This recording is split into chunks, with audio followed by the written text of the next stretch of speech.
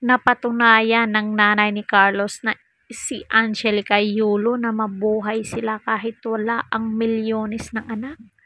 Sa live selling niya, nagtitinda sila ng mga branded t-shirt at iba pang mga paninda at makikita natin sa kanila na ang saya-saya nilang magpamilya, nagtatawanan at nagtutulungan.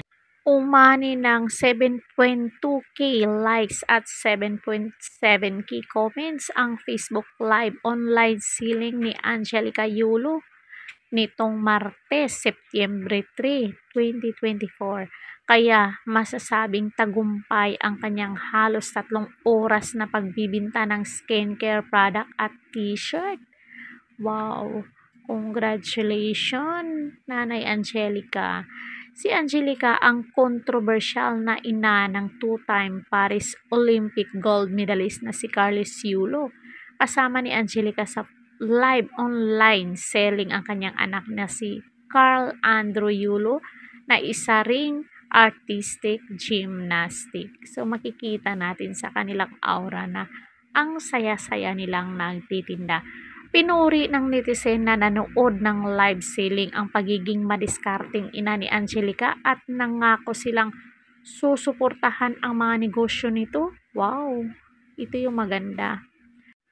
May presyong 250 ang skincare products na ibinenta ni Angelica at nagkakahalaga naman ng 500 pesos ang branded t-shirt na ipinagbibili niya. Mayroon ditong Gucci, Chanel, Versace, Balenciaga at Louis t-shirt na panghihinalang counterfeit products dahil sa napakamurang halaga ang inaalok ni Angelica sa kanyang live online selling.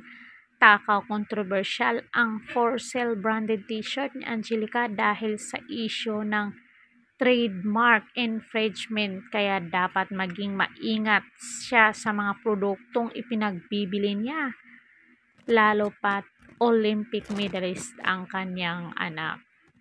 Bukod sa pagsabak sa online selling, nagtitinda na rin si Angelica ng longganisa.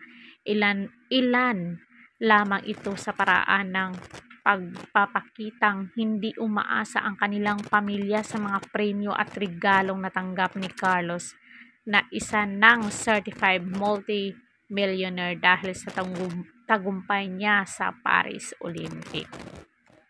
Mula sa 12,000 followers nang unang manalo si Carlos ng gold medal sa Paris Olympic noong August 3, 2024, meron ng 56 followers. Sa kasalukuyan ang official Facebook page ni Angelica.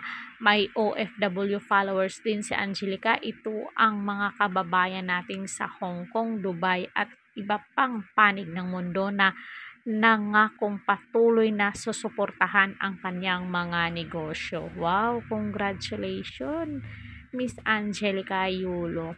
Ito yung maganda dahil baka sabihin ng mga netizen na umaasa lang si Miss Angelica sa kita o sa mga premyo ng anak, kasi marami kasing nagbabash na yung anak niya ginawa niyang puhunan sa pagsali sa Olympic, sa pag-gymnast, which is hindi naman totoo. Syempre, passion yun ng anak niya, gusto ng anak niyang sumali sa gymnast.